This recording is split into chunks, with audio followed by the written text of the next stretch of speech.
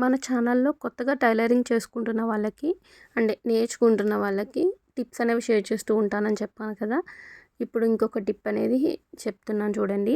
మనము side joints చేసినప్పుడు ఈ అంటే కొంచెం మన దగ్గర ఓవర్లాక్ మిషన్ అనేది లేదనుకోండి, ఈ విధంగా ట్రై చేయండి. ఫస్ట్ నార్మల్ సైడ్ అంటే ఏదైతే రైట్ సైడ్ ఉంటుందో ఆ రైట్ సైడ్ అనేది ఇలాగా ఒక ఎడ్జ్‌కి స్టిచ్ అనేది వేసుకొని లైట్‌గా అటు ఇటుగా ఎక్స్ట్రాస్ ఏమన్నా ఉంటే అవి కటింగ్ అనేది చేసేసి తర్వాత ఇలా బ్యాక్ సైడ్‌కి తిప్పి ఇప్పుడు మీరు ఎంతైతే మెజర్‌మెంట్‌కి అంటే మార్కింగ్ అనేది చేసుకొని ఉంటారు కదా ఆల్రెడీ.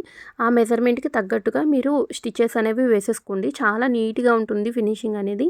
అంటే ఇది మన దగ్గర ఓవర్‌లాక్ లేనప్పుడు కోసం నేను చెప్తున్నా. అండ్ ఇక్కడ చూసారు కదా హ్యాండ్స్‌కి అవంతా కూడా ఇలా స్టిచ్ చేశాను. ఇది ఎలా స్టిచ్ చేశాననేది కూడా ఒక వీడియో చేశాను. ఇప్పుడు చూసారు కదా ఫినిషింగ్ అనేది ఇంత నీట్‌గా ఉంటుందనమాట.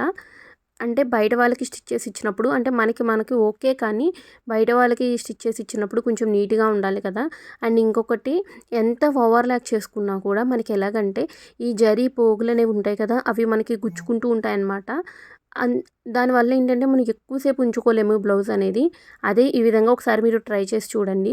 మీరు వన్ డే అంతా క్యారీ చేయాలన్నా ఇలా ఒకవేళ ఏమైనా ఇలాంటి ఫ్యాన్సీ శారీస్, బ్లౌజెస్ అవి కూడా మీరు ఎక్కువ సేపు ఉంచుకోగలుగుతారు. ఫినిషింగ్ అనేది ఎలా ఉందనేది నాకు కామెంట్స్‌లో చెప్పండి. నెక్స్ట్ వీడియోస్‌లో ఇన్విజిబుల్‌గా అంటే మనం రెడీమేడ్ పైపింగ్ అనేది కొనుక్కుంటాం కదా, అది ఇన్విజిబుల్‌గా ఎలా వేయాలనేది కూడా నేను షేర్ చేస్తాను.